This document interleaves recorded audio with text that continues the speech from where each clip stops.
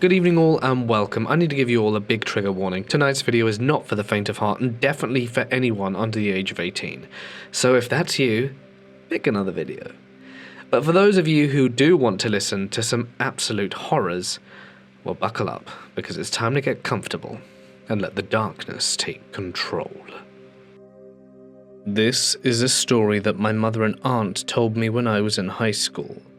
I'm 21 now, and it has never left me. I think about it constantly and ponder over what happened. My grandfather passed close to a year ago in June of 2020. He was 96 when he died, and it caused some issues in my family. They don't really pertain to this story, but there are some things about him that I have to share in order to explain it in the best way. My grandfather John was a man who was extremely callous and old-fashioned. He was bitter, abusive, and a complete macho man. My mother was raised never showing emotion or pain due to his abuse and lack of compassion for others. He was also an extreme racist. He had many secrets in my family that are now coming to light after his death. Everything that happened around him was brushed off and forgotten because he had more important things to do, like drinking and having affairs. Just an overall intense and very no-nonsense type man. He also was not religious at all, and found things like faith and hope stupid. This story takes place in the 70s. My mum was born in 1965 and remembers this story clearly. My aunts as well remember this happening, but no one remembers the exact year. One summer day, John decided to take his family on a small outing with the intent to have a picnic in the woods. My mother, her 3 sisters, and her mother/my grandmother were all there and very excited about this. Where we're from, my family is more than accustomed to the woods and has lived in the area for generations. Going into the woods for a fun family activity was nothing out of the ordinary and seemed to be just another normal day. They made their way down a dirt backward road and stopped once they found a clearing large enough to accommodate them. As all the kids started jumping out of the car and messing around, as kids do after being stuck together, my grandmother began unloading their food and picnic supplies. John began surveying the area and decided where to set up. As he was doing that, something in the woods past the clearing caught his eye. Before going to see what was out there, he yelled to the family and said he would be right back. The kids and my grandmother thought not much of this since they're all used to the woods, and these woods in particular were very familiar to them. They continued unloading and setting up the stuff they brought. One of the girls pointed out something in the clearing that caused a sudden shift from a normal day to something far worse. It was a dirt mound that looked like something was buried under it. This mound was about the size of a small person, maybe even child-sized. It was too big to simply be any animal in these woods. There was nothing but squirrels and raccoons in the area. Scattered among the mound were larger river rocks. There was no pattern, but they were definitely placed on the mound intentionally. The dirt seemed to be fresh, as though just buried. It was loose and slightly darker than the area around it. The mood immediately shifted from an average day in the woods to something much darker. My grandmother became concerned and told the girls to stay away from it. She was clearly upset and worried about it, but did her best to ignore it. The girls, all being children, didn't have the same amount of worry, and continued playing while just avoiding the mound. They tried to return to the picnic, and the girls were already chasing each other in circles again. It was supposed to be a joyous, sunny day, and my grandmother wanted to keep it that way. Things seemed to return to normal for a bit. The trees around them created a wall of dense foliage, blocking their view from anything inside the forest. One of the girls again took notice of something strange. It was clear immediately what was going on. Along one of the long branches of the tree hung a noose. It was tied with a rope and hung high above their heads. A lump of dirt can be explained away by nature, but someone had to have placed the noose there. My grandmother stopped dead in her tracks when she saw it. Something was very, very wrong. They couldn't just pack up and leave. John was still out in the woods. Even children can recognize a noose as a symbol of death. The children started to become quite anxious. Whatever innocence was keeping them from worrying about the mound had completely vanished. My grandmother, the resilient woman she is, soothed her children and told them it was just left by deer hunters. But she knew in her heart they needed to leave. No deer hunter would hang a deer and then bury it. At least, no sane deer hunter. It wasn't until they started hearing something in the woods that they began to really panic. My grandmother, as well as the children, began hearing a rhythmic chanting from deep in the woods. It sounded as though there were a group of people all singing in deep voices to the beat of a drum. It went in a quick bum-bum-bum pattern, 3 steady beats followed by a pause, and then it would repeat. It sounded far away, but immediately fear began to take hold of each of them. They each listened and gathered together. As the second passed, it began to increase in volume. It was getting not just louder but closer. What started out as a distant echo soon began to engulf the entire clearing. My grandmother was terrified and wanted so desperately to leave, but John had yet to return. They waited, fear-ridden, as the sound began to fill their chests. It felt like they were at a concert, as the deep bass began to vibrate in their chest. It was everywhere and constant, as though the sound was being made by the trees themselves, surrounding the family in every direction. Suddenly, the sound of yelling broke through the constant drone of chanting. John's voice was yelling out to them from the trees. "Go, get in the car!" He came running out of the woods, yelling that they needed to leave. They had never seen terror on this man as they had at this moment. He was a man afraid of nothing, unbothered by the world around him. This was the most emotion any of them had ever seen from him.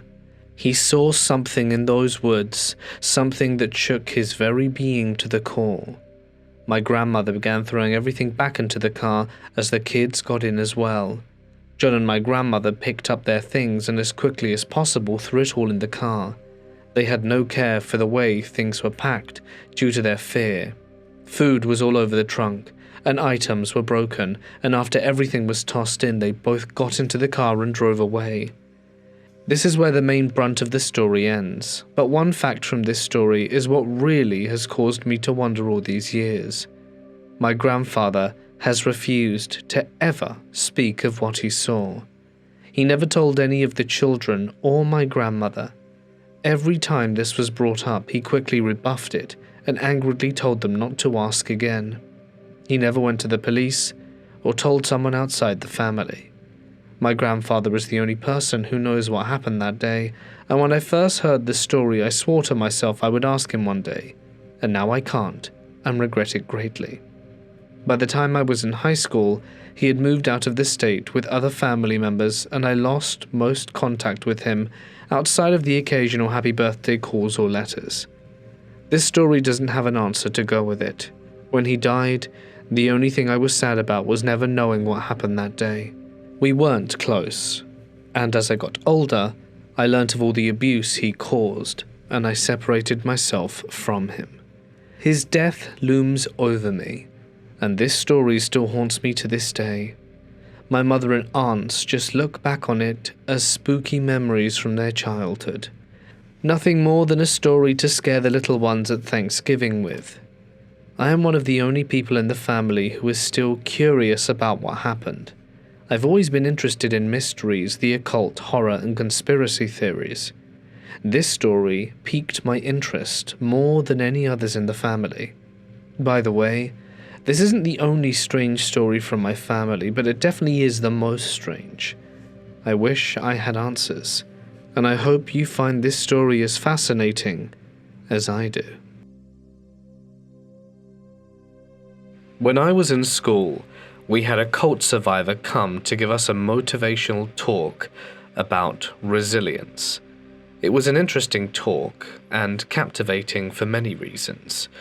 Mostly that she was missing part of her arm and hand, and she was telling us about her experience in a cult. It's only years later, this story in the back of my mind, that I found out more about her, and I wanted to share it with all of you. The person in question is called Gabrielle Lavelli, and I'm going to be sharing her story from her point of view. I was young, searching for meaning, looking for a place where I truly belonged. The world felt too fast, too cold, and I wanted something more, something spiritual. That's when I first heard of Rock Theriault. He just radiated wisdom, strength, and most of all, certainty. He promised a simple life, a life free from corruption and greed, and offered a community where we would be like a family, safe in the arms of faith. It sounded like everything I had ever wanted, and I joined this group, the Anthill Kids, with hope in my heart. We lived on the land, working together, sharing meals, raising children, and devoting ourselves to our leader. At first, it felt like paradise, a utopia far removed from the world I had once known. We laughed and prayed and toiled under the sun. Ro had the answers to everything, or so I believed. Paradise turned into something else.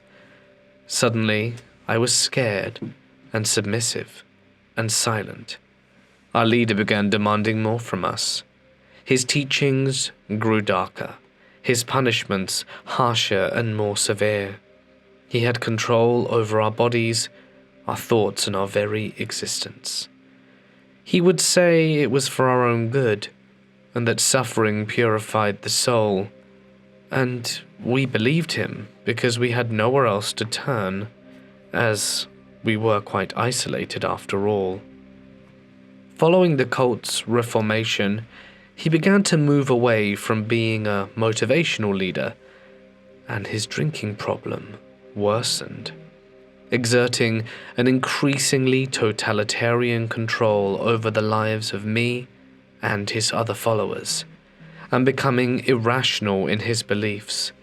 Members were no longer allowed to speak with each other when he wasn't present, or to engage in any relations, consensual or not, without his permission.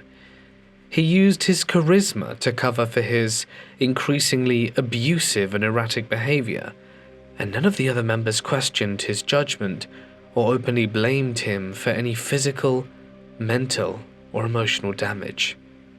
He then began inflicting punishments on followers that he considered to be straying by spying on them and claiming that God had told him what they did. If a person wished to leave the commune, he would hit them with either a belt or a hammer, suspend them from the ceiling, pluck each of their body hairs individually, or even defecate on them. The Anthill Kids raised money for a living by selling baked goods, and members who did not bring in enough money were also punished. Over time, the punishments became increasingly more violent, including making members break their own legs with sledgehammers, sit on lit stoves, and shoot each other in the shoulders, eating dead mice and even human excrement. That's when things got even darker. A follower would sometimes be asked to remove another member's toes with wire cutters to prove loyalty, and the abuse extended to the younger ones. But I don't even want to mention what happened to them. The things that were done to them were just so horrific. That's when the cult leader attempted to backtrack to the original religious mission of the commune, beginning to strongly believe in purifying his followers and ridding them of their sin through abusive purification sessions, where the members would be completely nude as he whipped and beat them. He claimed to be a holy being and started performing unnecessary amateur surgical operations on sick members to demonstrate his healing powers. These surgeries included injecting a 94% ethanol solution into the stomachs or performing circumcisions on children and adults in the group. In 1987, social workers removed 17 of the children from the commune. However, he faced no repercussions for his abuse. I lost count of the days. Time blurred into an endless cycle of work, fear, and suffering. My body was weak, my spirit crushed, and what had once been a paradise had been morphed into this hideous place I couldn't escape from. And my mind clung to the hope that there had to be something beyond this, there had to be a way out. But there was nowhere to run, no one to help us. We were isolated in the middle of nowhere. Then the very worst thing happened. In 1989, Solange had an amateur surgery performed on her without anesthesia. He punched her in the stomach and forced a plastic tube into her rectum to perform a crude enema. Our beloved cult leader then removed part of her intestines and had me stitch her up with needle and thread, and had the other woman shove a tube down her throat to blow through it. Of course, she died the very next day. But our cult leader, as charismatic as he was, claimed to have the power of resurrection. And, unsurprisingly, did not manage to resurrect her the next day, and had her buried a short distance away. Then came the day that changed my life forever. He told me I had sinned. I wasn't sure how or why, but that didn't matter. He had already decided my punishment. I was going to be made an example of. He had already inflicted brutal injuries on me, a welding torch to my special parts, a hypodermic needle breaking off in the back of my neck, as well as having 8 of my teeth forcibly removed. He tied me up, he smashed my head with the blunt side of an axe, and I tried to fight back, but I was simply too weak to resist. I tried to flee, but was caught and brought back, and to make sure I would never try again, he removed one of my fingers, pinned my hand to a wooden table, and then used a hunting knife to amputate my arm. I thought I would die, and maybe part of me did. I remember the silence that followed, the way the others looked away, unable to meet my eyes. No one would defy him, no one would help me. I collapsed, blood pooling around me, and he cauterized the wound himself. I should have died there. I should have accepted my fate like so many before me, but something inside me refused to let go. I had an even stronger will to survive. I had to leave. I had to find a way out before there was nothing left of me. It took time and courage, but when I had the opportunity, I fled, my mind clouded by the instinct to survive. Somehow I reached the outside world. People who had no idea what I had been through took me in and listened to what I told them. When I shared my story with them and the police, it wasn't before long that our glorious cult leader was arrested and put behind bars. And in the year 2011, on February 26th at age 63, his life was taken by his cellmate. But I'll never be able to recover that part of my arm, hand, or the horror that he put me through. Be careful out there. Religion can be a great thing, a great comfort to many people. But if you hear someone claiming they're the new Messiah, run. This happened when I was around 17, and it's still happening now. At 17, I felt lost in the world and stuck in a job I disliked with work colleagues that didn't like me. This had to do with my accent, as I was quite well spoken, so they thought I was a rich kid. It all started on a Friday after work. The factory I worked in had a half day on Fridays, so I would just spend the rest of the day wandering around the city I lived in. It had been a tough day of relentless mocking, and I was at my breaking point. I went around the city for a new job. I visited the police recruitment center, the Army, Navy, and the Air Force centers, and even the International Red Cross. I just wanted to get away from it all. After a few hours, I had a bag full of career pamphlets and still no idea what to do with my life. I turned a corner and immediately saw a sign sitting in front of me. I can remember it so vividly now. It said, "Free personality test. Are you curious about yourself? Come in." I looked up at the building, and in a big fancy sign outside it said, "The Church of Scientology." Now, before I continue, yes, I already knew about Scientology. However, I had a morbid curiosity about it. I'd heard all the horror stories and going on inside the church, but Tom Cruise was my favorite actor, and he seemed to have his life sorted out pretty good. My famous last words right there. So I went inside. I was immediately greeted by a very nice lady. She asked me how I was doing and what she could do for me today. I asked if I could speak to someone about the church and personality test, and she smiled and said, "I'd be happy to. Please take a seat, and I will get you to speak to someone." After a minute, I was introduced to an older man called Alan, and he was the head of my city's Scientology center. He took me to a small room to talk privately. When we entered, I immediately noticed a large picture of L. Ron Hubbard on the wall.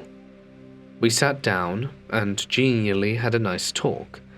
I told him about how I was unhappy in the way my life was going, and that I wanted to leave and all the trouble I was having at work.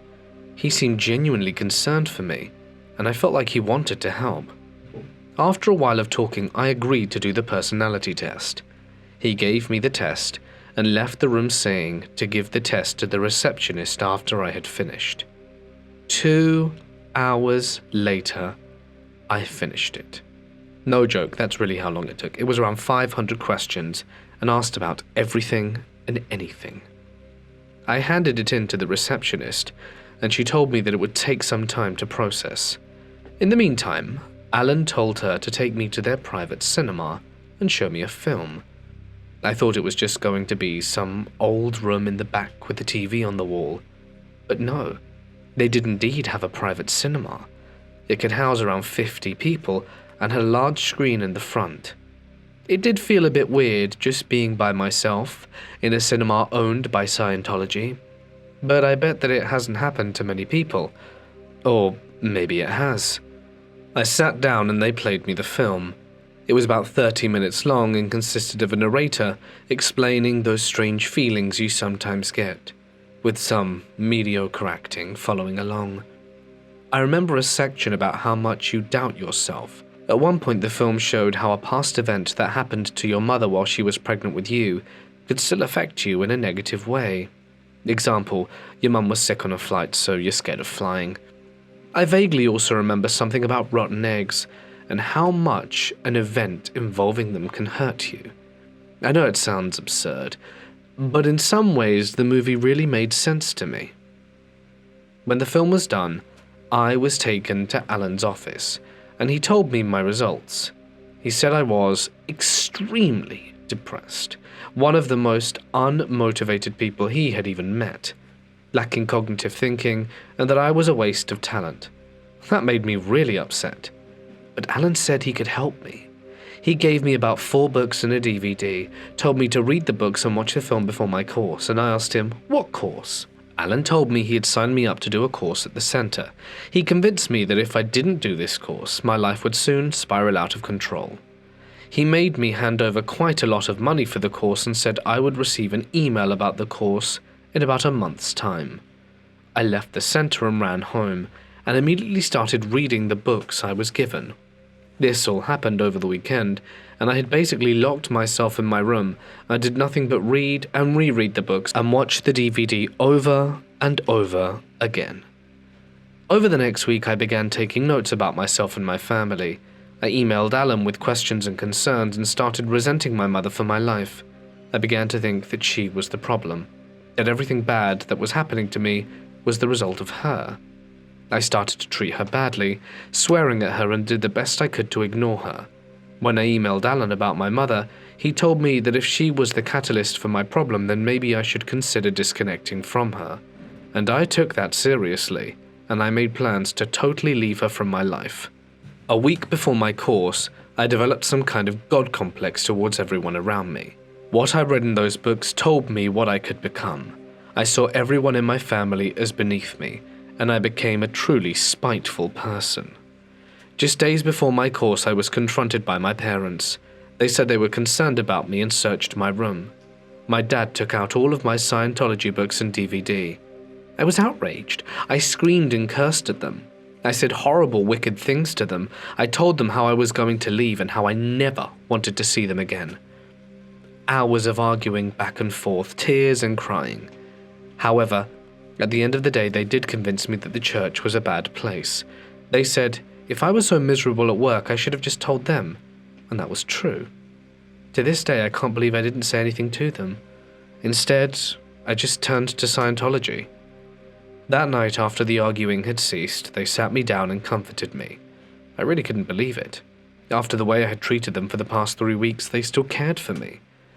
The next day, I emailed Alan and told him I wouldn't be coming back to the church. He quickly got back to me asking why, asking if it was my family and if I was being forced not to go. However, I ignored him. The emails I received in the next few weeks were mad. He told me stuff like I should leave my family now and that I could stay at the church. He tried to convince me that it was all because of my mother. He even emailed me saying something along the lines of he wouldn't be surprised if I read in the papers that I was found dead by taking my own life. I'm sure he crossed the line there, but I just kept ignoring him. The strangest email I got was one in all binary, and then I used a binary code translator, but nothing really made sense. I eventually blocked him, but it still hadn't stopped. About 2 or 3 times a year I'll get an email from the church. It's either asking how I am, asking about the family, when I get them.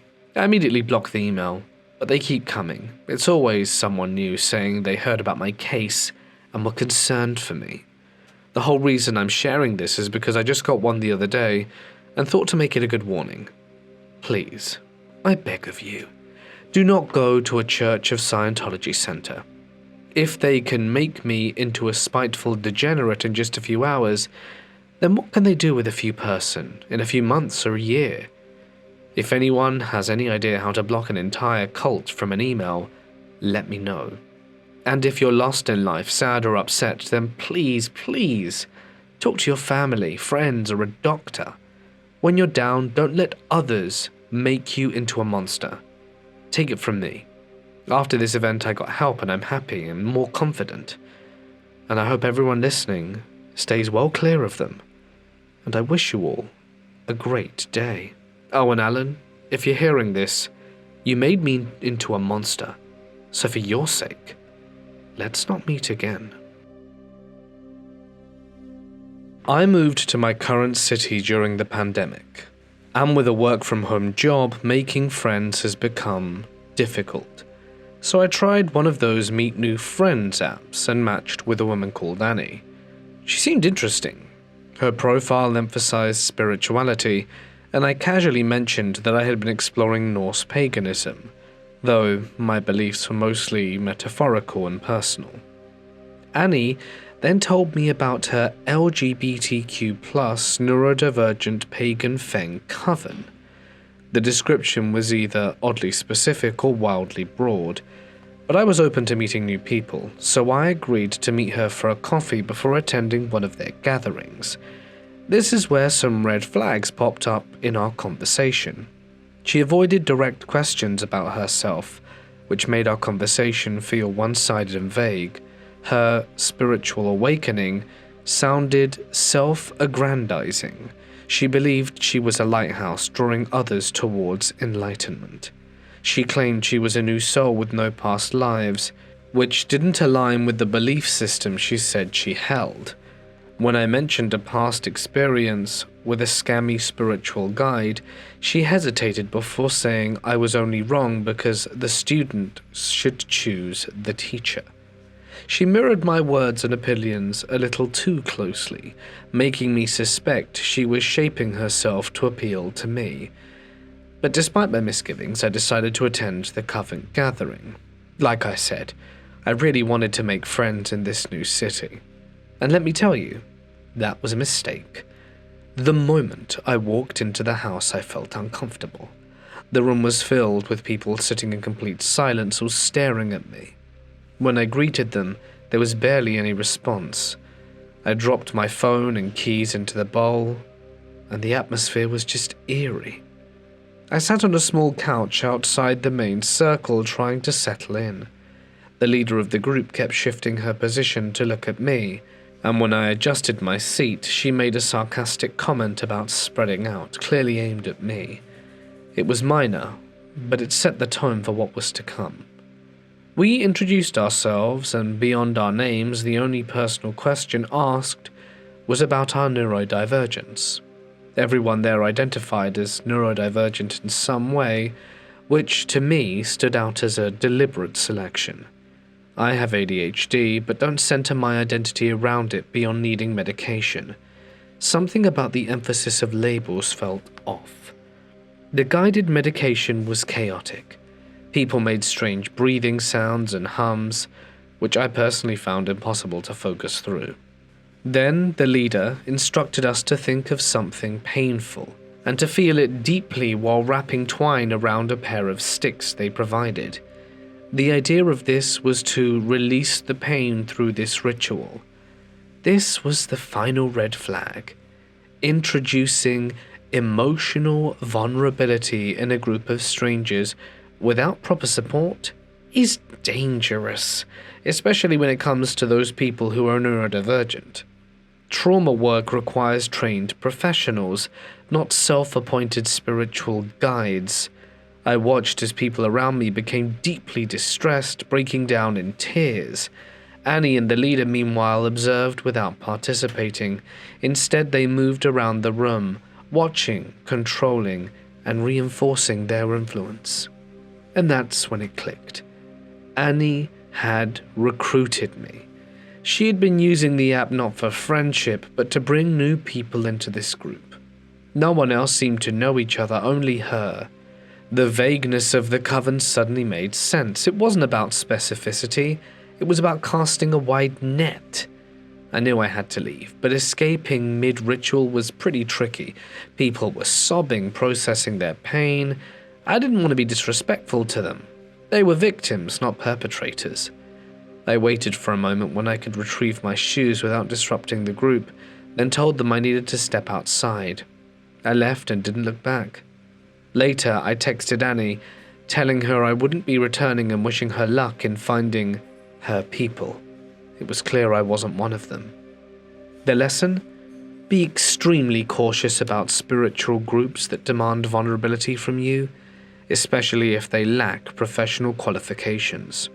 Emotional manipulation disguised as healing is dangerous, particularly for the neurodivergent individuals who may already struggle with boundaries.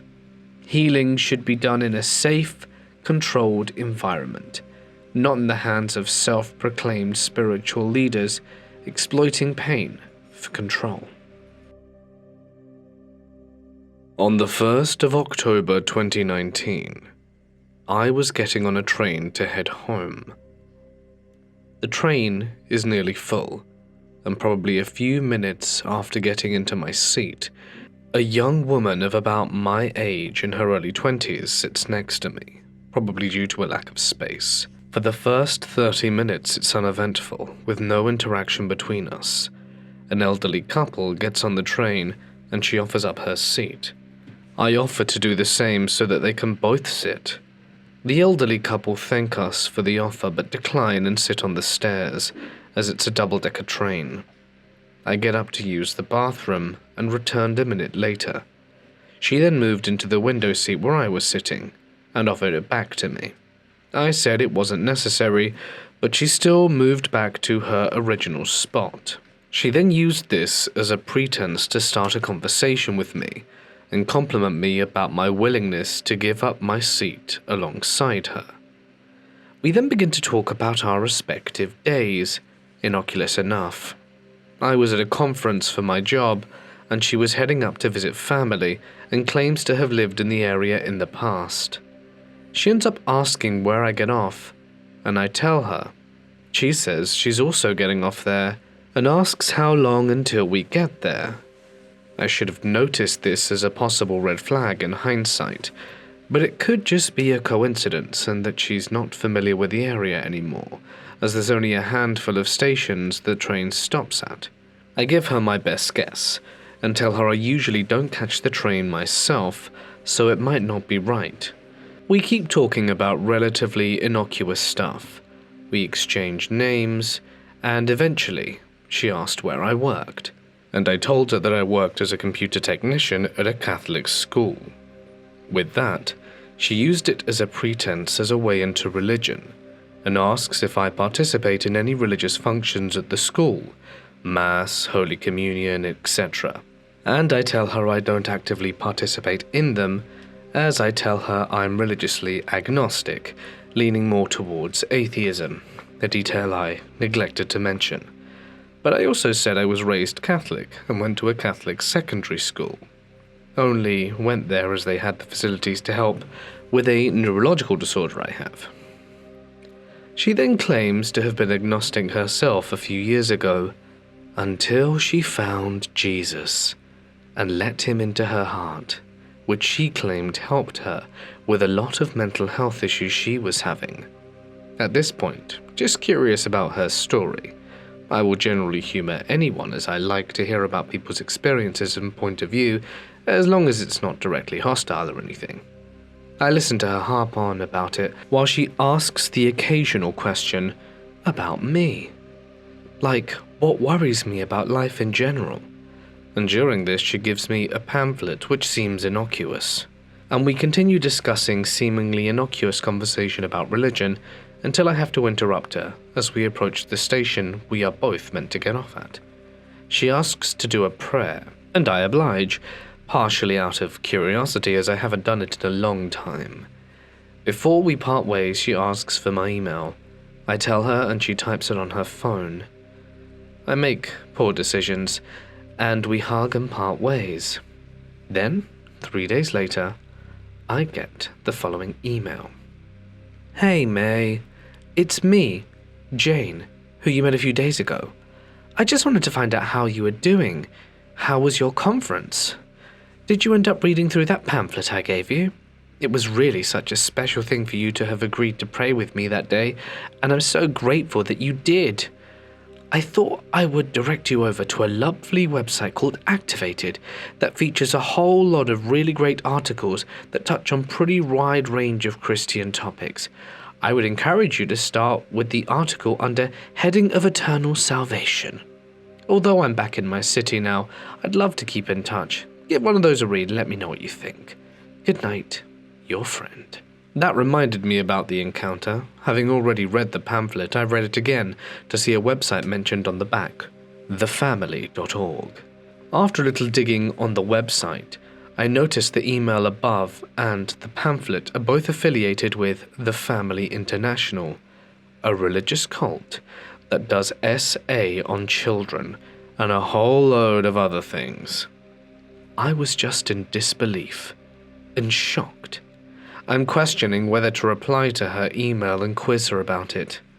But I'm kind of scared, seeing as she knows where I work and now has my name.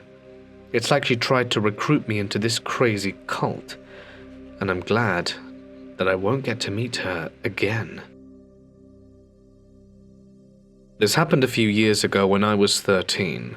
I'm 5'7" and about 125 pounds, so I'm pretty small, but usually have pepper spray and a pocket knife on me. And I'm embarrassed to say this, in the excitement of exploration with my best friend, I forgot my pepper spray and my knife. I love to explore and travel, especially places I'm not allowed. So when I moved in, of course, one of the first places I explored was the train tracks, so I had my best friend come over one day to explore the neighborhood with me, and we decided the train tracks were a perfect place to explore. We were walking for an hour or two, but it was still light outside, and we had just passed a small neighborhood street, so we felt safe.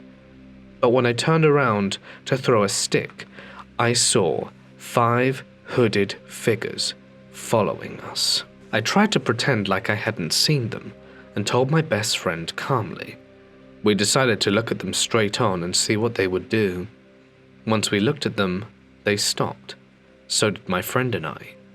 We stared at each other for a few seconds, but it felt like hours. Finally, they made their move. 3 of them went left and 2 of them went to the right. We heard the sound of loud and fast footsteps, so we finally snapped out of our trance and ran as fast as we could.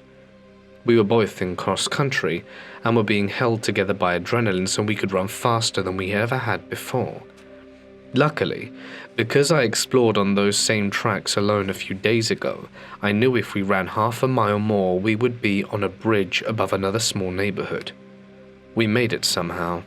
No clue if we were still being followed or not, but out of fear we jumped 10 feet down and kept running deep into the neighborhood until we finally saw other people. Then, we slowly walked home, shaking and exhausted. Looking back now, I regret not telling my parents, but I was scared they wouldn't let me explore alone anymore. But I don't go on those tracks anymore. After a bit of asking around, me and my friends discovered that there was a cult that operated in that area. And, after a little investigation, we deduced that it was very likely some of their members that we intercepted that day. Did we interrupt something of theirs? Was there something sinister going on? I honestly don't want to find out. I'm glad that I just made it out of there, alive and well. When I was 18 years old in the summer of 2009, me and a friend decided to pay a visit to a cemetery in our area at night. It was connected to a park with a trail and woods behind it. The cemetery was old, like from the early 1800s. My friend and I drove up the trail parking lot, and we got out of his car and walked down the dark lane surrounded by trees and shadows. As we were walking closer to the cemetery, I started getting nervous for some reason. We got to the cemetery in the middle of the woods and I started to get the bad feeling like we're being watched. We kept getting closer to the back of the cemetery, and once we're in the middle of it I noticed orbs of lights in the woodland towards the back. There were at least 50 plus orbs. Too many to count, really. We got closer and they got brighter. The feeling in my stomach got worse. I stopped and whispered to my friend if he was seeing the same thing I was, and he confirmed. We inched a little closer towards the back of the cemetery, and I got this terrible feeling inside me, like it was evil, and that I should not get any closer to the orbs. I said that I think we should go back. He agreed, and I just knew it was something we should stay away from, so we started walking back quietly. We made it back to the dark grass lane in the woods, which led to the parking lot in the middle of nowhere. As we were walking around halfway down the lane, I heard a twig snap. I thought it was just an animal, so I kept going at my normal pace. All of a sudden, we heard a crash in the woods, followed by footsteps that quickened in pace running towards us. So we started sprinting down the lane to my friend's car in the parking lot. We got to the opening, the parking lot just outside the woods, and we practically dove into the car. He's starting his car up and I see a hooded figure, assuming it was a man, with a large knife in his hand reflecting moonlight off it. He stopped at the edge of the woods staring at us. My friend sped out of there as fast as he could. Later, one of my other friends I worked with was leaving a company kickball match at another park about 15 minutes away in the same county. It was also at night, and he ended up talking to another one of his friends after the game. They ended up being the last two people still at the park. My friend said he saw a man in a dark hood like the one I had described, standing underneath a massive old footbridge that was on the east end of the park about 200 meters from him. It was no longer in service and it was falling apart, with signs around it warning of falling debris. He started running at the two guys and my friend noticed he had a knife. He told his friends, they both sprinted to their cars and got out of there. Apparently the hooded man got really close to my friend's car and hit it with his hand before he could get away. My friend said they went back to the park and they found a dead cat underneath the bridge. It was evident that the man had used a knife on the cat's throat. I'd also learnt of the individual's name that was chasing us. He had gone to the same high school as me but was several years older. Apparently, he was in some kind of cult. I had heard from numerous other sources in the same county that there was a local cult with the same description. They were meeting in abandoned factories, warehouses, and secluded places from around the county. I was also told that they would find dead animals at these other locations. I'm no expert on the topic though. Regardless of your opinion on what this cult group was doing, what do you think of the orbs of light near the cemetery where the cult was meeting? I honestly have never seen anything like this in my life. I did research, and there were a few places that said the orbs of light could represent spirits of demonic spirit portals. I honestly have no idea other than they were evil spirits, and that I shouldn't get any closer to them. 3 weeks ago, a friend and I decided to go for a late-night walk around 3 a.m., just wandering through the quiet streets of my city. The atmosphere was eerie, with the empty roads and the occasional distant sound breaking the silence. Eventually, our aimless strolling led us to a local park that borders a dense forest. Growing up, I heard countless stories about strange occurrences in that forest. Whispers of satanic cults, unsettling symbols carved into trees, missing persons, and even abandoned tents deep in the woods. But I always dismissed them as urban legends meant to scare children. That night, however, I came to question everything I thought I knew. At around 4 a.m., we stepped into the park, moving cautiously past the entrance. We had only gone about 15 feet in when we spotted a dim, flickering light inside. My friend, who has better vision than I do, insisted it was a bonfire. A bonfire in the middle of the park at that hour? I was skeptical at first, thinking it was just a reflection or a trick of the light. But as we moved a few steps closer, something felt off. The deeper we went, the more unnatural the darkness around us seemed.